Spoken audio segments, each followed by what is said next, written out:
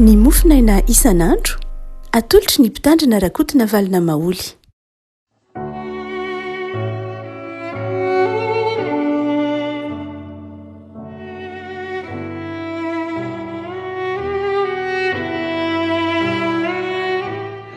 Ampifaliana no iarabana antsika ry havako malala tratra ity 7 ny volana may ity. Ny mofinaina izay voalahatra ao antsika dia ny filazan-tsaramaso araka ny liokalioka toko faharoa, lioka toko faharoa andiny faharoa amby roapolo ka aljanona hatramin'ny andininy fahavalo amby roapolo aminaran'i Jesosy. Ary efa tapitra ny andro fidiovany araka ny lalàn'ny Mosesy dia nitondra azy niakatra tany Jerosalema izy mba hatolotra ho an'ny Tompo araka ny voasoratra ao amin'ny lalàn'ny Tompo. Ny lahy voalohany teraka rehetra atao hoe masina ho an'i Jehova ary mba hanatitra fanatitra araka izay voalaza ao amin'ny lalàn'ny Tompo hoe tomoina roa na zana-bory mailala roa. Ary indro nisy lehilahy atao hoe Simeona atao Jerosalema ary marina sady mpivavaka tsara izany lehilahy izany ka niandry ny fampiononan'ny Israely ary ny fanahy masina dia tao aminy ary efa nambara ny fanahy masina taminy fa tsy hahita fahafatesana izy mandra-pahita ny Kristin'ny Tompo. Ary niditra ny fanahy masina niditra tao an-kianjan'ny tempoly izy ary rehefa nampidiry ny ray aman-dreniny Jesosy zaza mba hanaovany araka ny fomba ny lalànany amin'ny zaza dia nitrotro azy izy ka nidiran'Andriamanitra. Ray masino manamasinana amin'ny fahamarinana, ny teninao no ho fahamarinana. Amen. Lioka ihany no mitantara ity zavatra nitranga amin'ny nanolorana ny Jesosy tao amin'ny tempoly ity. Tsy mitantara an'io na i Matio na i Marka, mazava ho azy na i Jaona aza. Raha toa ka mijery nefa isika ny fitantaran'ny lioka azy dia tena mifitina dia mifitina tokoa. Mifitina ary raha ohatra ka mamaky indray maimaika ilay tantara isika dia toy ny ohatran'ny hoe zavatra vetivety kely, toy ny hoe zavatra natao tao anatin'ny vanim-potoana anankiray, hoe zavatra natao tao anatin'ny fotoana anankiray ireo, fa tsy vanim-potoana anankiray akory no isehoana io tantara io. Misy andro, misy elanelana andro maromaro mihitsy, 30 andro mahera, ivolana ny elanelany io, andininy faha 1 sy ny andininy faharoa amby roapolo, ray volana mahery ny elanelany. Zany hoe tsy natao tao anatin'ny vanim-potoana anankiray akory izy io. Ary faharoa, fomba mpivavahana anankitelo be zao no resahan'ny lioka nefa ny toy ny tambatra ho fomba mpivavahana anankiray.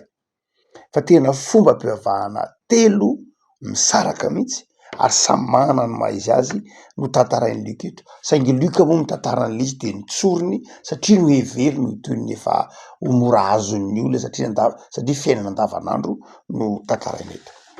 Raha mandalina kely isika, andalantsika lay zava-nitranga dia mandroso kely no andininy faha 1 amby roapolo aloha isika. Andininy faha 1 amby roapolo na dia tsy tao anatin'ny perikopy ara dia fotoana izay 7 andro, rehefa teraka 7 andro ny zaza dia hoentina any amin'ny tempoly forahana izy. Io 7 andro io dia misy antony ara-pahasalamana. Fa antony ara-pahasalamana ny reny zany. Dia rehefa afaka 7 andro dia hoentina ilay zaza any amin'ny tempoly dia omena anarana izy arak'izany. Eo zany no manome anarana azy ny ray aman-dreniny ary io anarana io dia anarana jiosy hoentiny amin'ny fiainany manontolo hiantsoana azy ary io anarana io dia milaza ny faniriana momba azy, milaza ny faniriana ireo ray aman-dreny, milaza ny toetra tiany ananany io zaza io, milaza ny mission, ny asa tiany ataony io zaza io. Zava-dehibe zany ny anarana tamin'ny jiosy. Ary dia ny renim-pianakaviana na ny raim-pianakaviana no manome ilay anarana zany. Fa hitantsika ny andininy faha 1 amby roapolo eto zava-dehibe ilay andininy satria fotoana namoranan'i Jesosy. Fa namoranan'i Jesosy eo amin'ny mahady fomba jiosy azy, fa ilay nanomezana anarana azy ny tena zava-dehibe ary antsika fa nataon'ny mpanoratra ny filazantsara ho reny soratra ilay anarana amin'ny andininy faha 1 amby roapolo hoe nataony hoe Jesosy ny anarana. Lay anarana hoe Jesosy avy amin'ny teny hebreo hoe Yeshua. Ny hebreo mantsy tsy manana J, amin'ny alfabeta tsy manana J izy na J ho tahaka atsika malagasy fa miazy Y ny J-any dia zay mahatonga ny hoe Yeshua raha ohatra ka amin'ny voambolana nahazatra ny Ndiozy ny vazana na hoe Jésus satria tsy manana J koa ny vazaha ny teny frantsay fantony hoe Jésus ny anglisina na hoe Jesus itsika kosa na hoe Jesoa zay manakaiky ny teny hoe Yeshua mazava ho azy Jesoa fanakaiky be mihitsy itsika dia nanao ny teny hoe Jesoa ka eto dia anarana tsy hoe Marino ny vidy an'io na i Josefa ny vidy an'io fa lay anjely hitatsika ny filazan-tsaramaso araka ny Matio rehefa nitoeja azy Maria de ny anjely no teny hoe ary ny anarany de ataonao hoe Jesoa. Lay teny hoe Jesoa dia mamonjy Andriamanitra zay no heviny mamonjy Andriamanitra. Lay anaran'i Jesoa zany io dia efa mirakitra sahady ny fitiavan'Andriamanitra, mirakitra sahady ny asa zay miandry an'i Jesoa na ny andrahana azy mamonjy Andriamanitra. Andriamanitra mamonjy, Andriamanitra mpamonjy, zay no torian'i Jesoa, zay maha-filazantsara azy.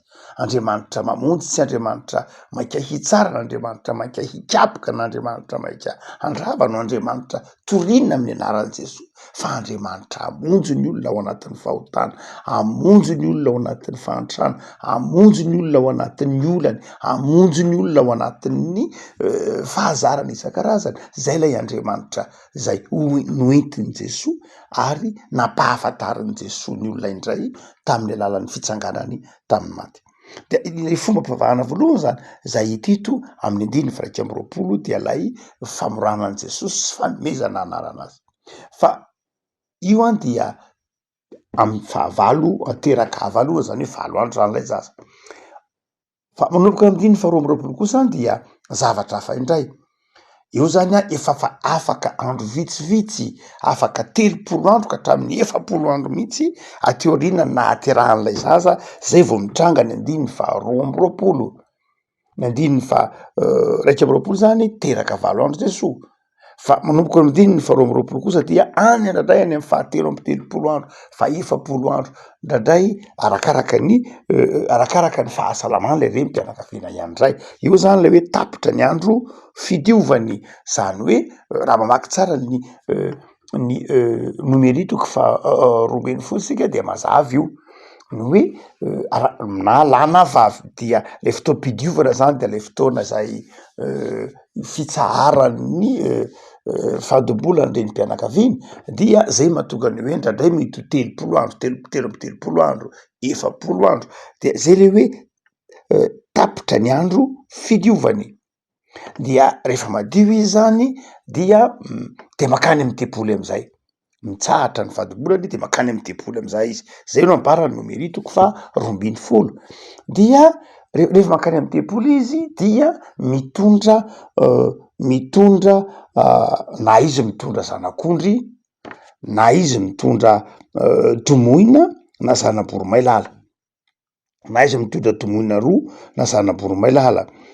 Tomoina roa moa zany hoe mety tourterelle io na ataotsika hoe colombe arakarak'izay zay hoentiny eo.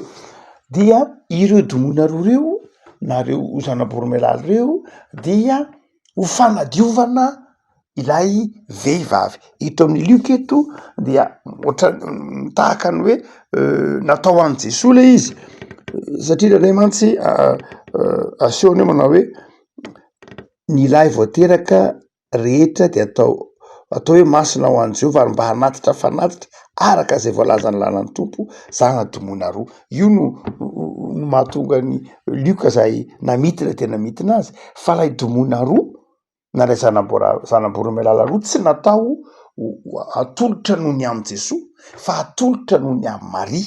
Zay raha mamaky tsara numeritoko fa 12 zany hoe ho fanadiovana any Maria, ho fanadiovana any Maria lay tomoina roa na lay zanaboromailala roa.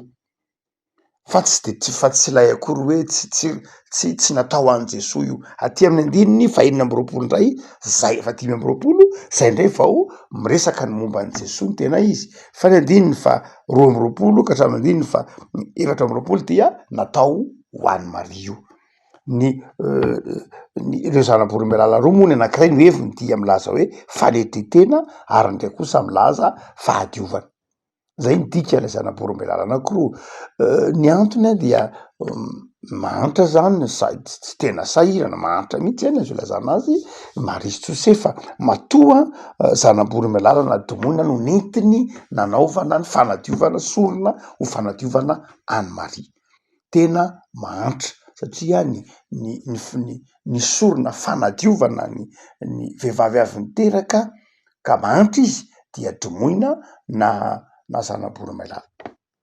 Eo dia hitarafana ny hoe Jesoa dia teraka tao anatin'ny fanitrana, beazina tao anatin'ny fianakaviana, sahirana beazina tao anatin'ny fianakaviana, manitra Jesoa mazava ho azy. Paoly ny teniny io andininy io manao hoe nanaiky ho manitra izy, nanaiky ho fadiranovana izy any amin'ny misy atoko 7:10 dia manamafy zany faminaniany zany hoe nanaiky ho manitra Jesoa, nanaiky nateraka tao anatin'ny tokatrano sahirana, tokatrano tsy ampiampy, zany nahaterahan' Jesoa mba hampanakarena ny antsika hoy Paoly. Fa manomboka eo amin'ny andininy fa 5 ndray ka hatramin'ny andininy fa 7 io ndray de fomba hafa. Io ndray de fomba hafa, io lay karazana atao hoe rachat amin'ny teny frantsay, io lay tahaka ny hoe fividianana ilay zaza teraka. Amin'ny ao amin'ny bokyny Exodosy 20:10 araka lalàna Mosesy de zao ny lahy matoa rehetra dia an'Andriamanitra. Lahy matoa rehetra dia atolotra ho an'Andriamanitra. Ary any amin'ny Nomeritoko 20:10 dia atolotra ho an'Andriamanitra ny voalohan-teraka rehetra, na io olombelona na io biby dia na voaloam-bokatra dia aterina ho an'Andriamanitra. Ary iza no naterana azy? Ny mpisorona ny mandray azy. Iny voalohan-teraka iny de zao amin'ny mpisorona iny, anjara lovan'ny mpisorona iny, na iny biby na olona aza de toy ny anjarany an'Andriamanitra iny dia raisin'ny mpisorona. Saingy zao avotana any amin'ny mpisorona indray zany hoe omen'ny mpisorona rehefa aveo raha zaza lamatoa zany dia toy ny misy fanatitra na vola na biby atao matetika vola no omenan'ny mpisorona indray ho tahaky ny takalony lay lahy matoa. Sekely 10 tsy de tena inona loatra fa milaza hoe misorona zany atao mba ho takalon'lay zaza satria lay zaza zay efa natolotra ho an'Andriamanitra dia any mpisorona de omeny indray rehefa aveo averina ny amin'le ray aman-dreny. Zay mahatonga ny hoe mahatonga ny anjara toeran'ny Simeona eo. Simeona zany no nandray lay zaza satria efa natolotra ho an'Andriamanitra lay zaza satria lahy matoa Jesoa dia atolotra ny Simeona de aveo averin'ny Simeona indray any amin'le ray aman-dreny toy ny hoe zay le hoe rachat hotsika teo zany hoe vidina, tsy tena vidina amin'ny hevin'ny takala ara-paritra loatra fa omen'Andriamanitra indray rehefa aveo.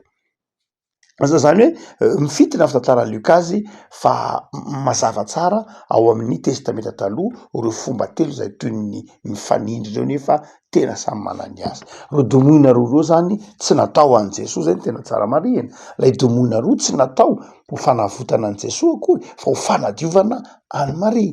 Fa ny fanavotana an' Jesoa dia vola manokana na zay tsy nitenen'ny Luka teto moa fa Simeona fotsiny no nandray an' Jesoa arak'io teny hoe tompo ankehitriny mpanomponao de alefanao amin'ny fiadarana.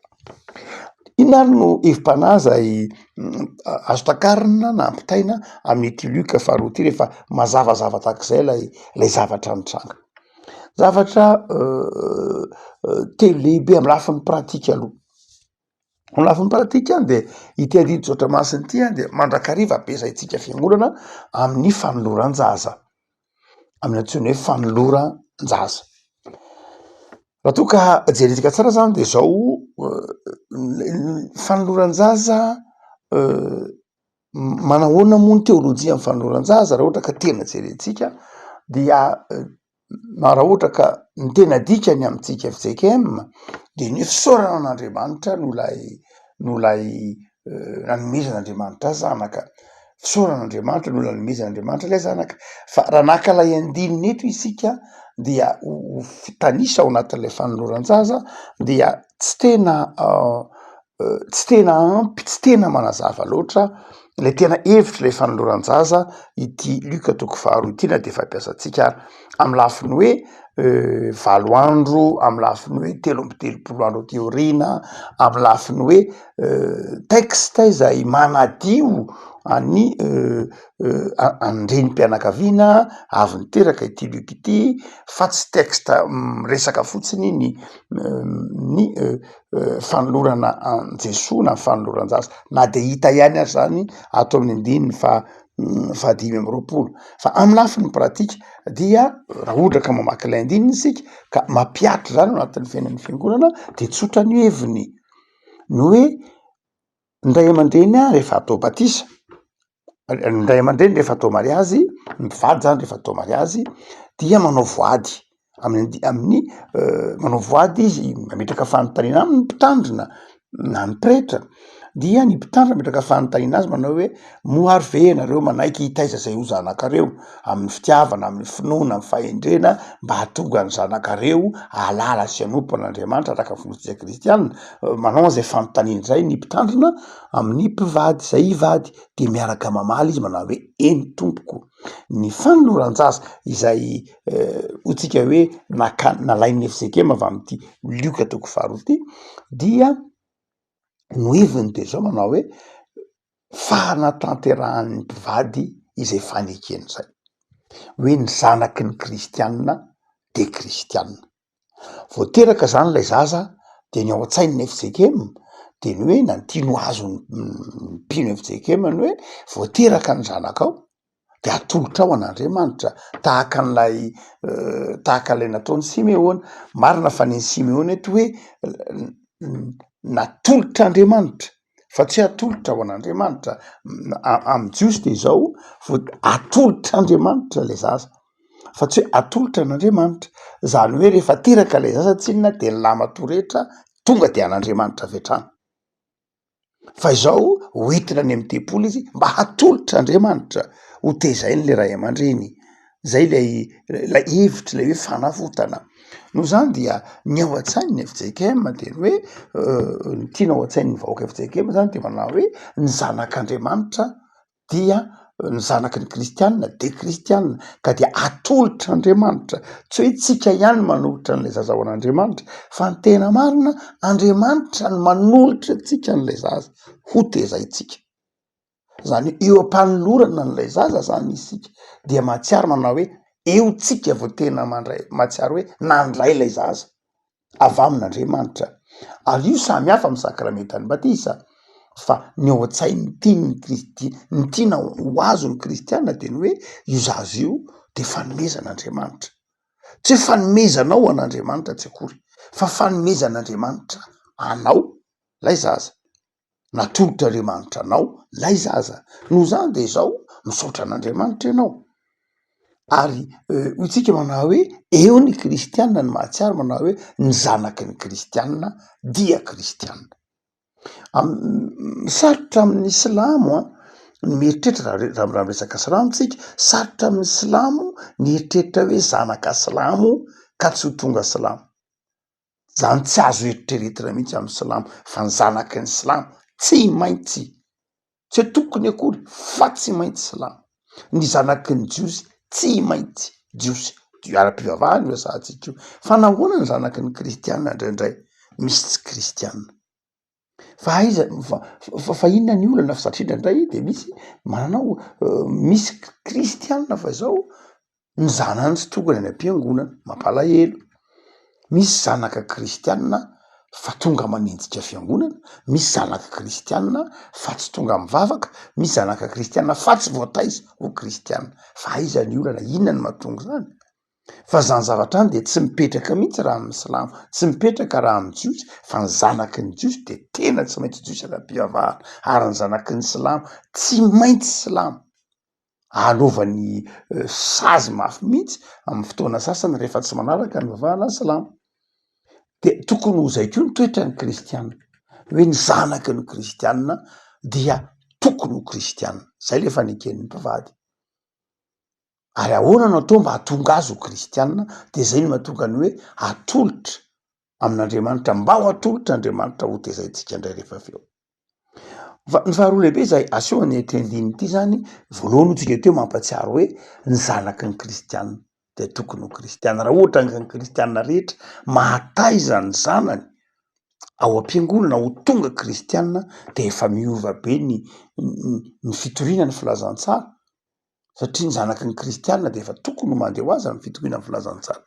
fa ny zava-dehibe faharoa zay aseho ny tendiny tsotra masina ity eo amin'ny fiainantsika andavanandro eo amin'ny finoantsika dia ny fahatsoram-piainana zay aseho n'lay fianakaviana kristianina voalohany eto ataontsika hoe kristianina voalohany satria Jesoa mibeazina tao anatin'ny tokantrano Josefa sy Maria dia ny fahatsoram-piainana ndraindray isika eo anatrehan'ny batisa na eo anatrehan'ny fety kristianina de ndraindray isika manao fandaniana be tsy maninona ny manao fandaniana be arak'izay mety ananantsika fa ny fametrahantsika olana no hoe satria tsisy vola de tsy atao batisa le zaza satria tsisy vola de tsy entana atao tsy ampy ny vola de tsy raisina mpandray ndraindray lasa le olana materiela no lasa aloha eto de asehon'ny lioka fa tsotra de tsotra ny teo ampelantanan'ny Maria sy Josefa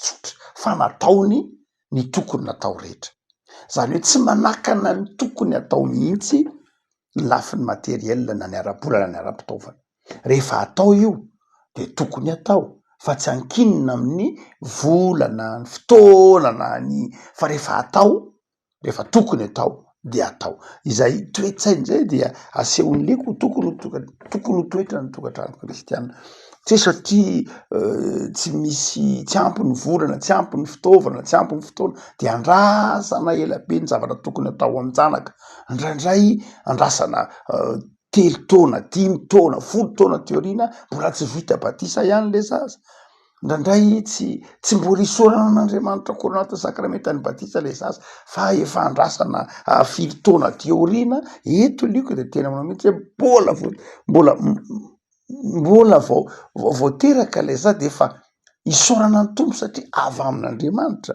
avy amin'ny tompo ndraindray moa tratra ny fampianarana tsy de maro toerana loatra de mieritreritra mampifangaro zavatra ka mieritreritra ny zazakely olon-dehibe kely ndraindray tsinona vokatry ny fampianarana taonjato tany aloha dia eritreretintsika ny zazakely fa olon-dehibe kely dia rehefa olon-dehibe kely ny eritreretintsika azy de terentsika izy azo lay zavatra azotsika atakatra lay zavatra efa takatra n'izay tsika de manao tsika manao hoe andraso aloha izy efa ho lehibebe mihitsy vo atao batisa andraso aloha izy efa mahafanta-javatra vo atao batisa satria eritreretintsika olon-dehibe kely izy eritreretintsika andraso aloha izy efa mahay mivavaka vo atao batisa andraso aloha izy efa mahay manona anaran'Andriamanitra vo atao batisa satria eritreretintsika olon-dehibe kely izy fa ny zazakely tsy olon-dehibe tsy hoe olon-dehibe fa kely fotsiny vatany fa tena manana tontolo manokana mihitsy ny zaza manana ny fiainany manokana izy de ajaitsika am'izay fiainany manokana zay izy de ajaitsika am'izay fiainany manokana zay koa Andriamanitra satria Andriamanitra manana fifandraisana manokana amintsika olon-dehibe mamaky mihaino toritentsika mamaky baiboly tsika de ohatr'izay ko ny zaza koa manana fomba fifandraisana manokana amin'Andriamanitra de ajaitsika zay mahazaza zay de ajaitsika koa zay fomba fifandraisan'Andriamanitra am'izay zaza zay fa ny fieritreretantsika manao hoe ny fifandraisantsika amin'Andriamanitra no fifandraisan'ny zaza amin'Andriamanitra de diso tanteraka mihitsy fa Andriamanitra manana ny fomba fifandraisany amin'ny zaza. Hoy ny tompo mazany Jeremia mpaminany manao hoe mbola tany am-boka azy ianao de efa fantatro, mbola tany am-boka azy ianao de efa notendreko, mbola tsy teraka akory ianao. Ny dikan'izany Andriamanitra manana ny fomba fifandraisany amin'ny zavaboariny, amin'ny zaza, amin'ny zavaboariny. Ny rivotra ny teneniny Jesosy hoe tsara de ny tsara. No zany ny fieritreretantsika mihitsy ny hoe ny zaza dia mila mahazo baiboly ohatra ny fahazahoantsika azy, de tsy avelao ny zaza anatona any Jesosy, fa Jesosy manana ny fomba ifandraisany aminy. De tezainao izy, tezaina beaziny izy hitombo finoana. Fa rehefa tonga ny androm-pahalehibeazany fahatanorany, ho avy eo ihany izy, ahatakatra ny fibebahana ihany izy, ahatakatra ny antsoina hoe fivampo ihany izy. Ka aoka tsy ho atao mibahana mihitsy ny fanaovana batisa ny zaza, ny fandraisana katekômena. Aoka tsy atao mibahana mihitsy, atao vato misakana mihitsy ny fanoloran-tena, ny lafiny materiel. Fa ny fahatelo farany zay ampianary ny liokantsika eto, ny fahatsorana io tsika teo. Fa ny zava-dehibe fahatelo zay aseho an'ny lioka dia ny anjara toeran'ny fanahy masina. Ny anjara toeran'ny fanahy masina. Tsy misy tonga ao manatona, tsy misy tonga ao amin'ny tempoly amin'ny herin'ny tenan'ny olona. Fa zava-dehibe ny anjara toeran'ny fanahy masina. Ny fanahy masina no mitondra antsika ao amin'ny tempoly. Tsy ao amin'ny lioka toko faharoa ihany, fa tsaroantsika koa i Jeremia, Zakaria tao amin'ny tempoly. Misy anjara toeran'ny fanahy masina. No zany dia tsy misy olona tonga ao amin'ny tempoly amin'ny herin'ny tenany. Fa ny fanahy masina de mitona antsika anatona fiangonana. Ny fanahy masina de mitona antsika anatona ny tenin'Andriamanitra. Ny fanahy masina de mitona antsika hanakaiky an'Andriamanitra. No zany de zava-dehibe ny anjara toeran'ny fanahy masina. Ndraindray tsika mantsy mieritreritra hoe ny herin'ny tenantsika no ahafahantsika manatona an'Andriamanitra. Ny herin'ny tenantsika no ahafahantsika miresaka amin'Andriamanitra. Ny herin'ny tenantsika ny hitrentsika ho ahafahantsika mahatakatra ny sitrapon'Andriamanitra. Fa eto any de asehon'ny lioka fa zao asan'ny fanahy masina zany. Lioka aloha manako lazaina be dehibe momba ny fanahy masina hatrany amin'ny boky ny Asan'ny Apôstôly, dia manome toerana ny fanahy masina izy, fa ny fanahy masina no mahatonga antsika afaka manatona an'Andriamanitra. Fanahy masina mahatonga antsika afaka miresaka amin'Andriamanitra. Fanahy masina mahatonga antsika mahatakatra ny sitrapon'Andriamanitra. Ivavaka antsika. Tompo amin'izao zay noho ny amin'ny teninao zay mampahery anay, mampatsiaro anay ny fitiavanao, ny fahatsoranao, ny famelan-keloka nomenao anay. De io ny tontolo andronay amin'ity alarobia ity tompo. Amin'izao fotoana atsiarovanay manokana ny herinandro ny fanahy masina izao, dia ataovy mitoetra betsaka ty anatinay ny fahatsiarovana, ny fahatsoranao mba hampanakarena anay. Ny fahoriana nentinao, ny fahantrana nentinao mba hampanakarena anay. Soara tompo noho ny amin'ny fanadiovanao anay tamin'ny alalan'ny ranonao, dia io ny alarobia omenao anay mba ho fifalianay mandrakariva, ary mitoera tiam-ponay mba hanananay fiadanana mandrakariva amin'ny fanarahana anao. Io ny asanay, io ny fikelezanay nanay, ny tokantranonay, ny tanindrazanay mandrakariva ny hitondrana zay apototry ny azo fijalinao mba hitondra fiadanana ao anay ny isan'andronay. Saotra Jesosy. Amen.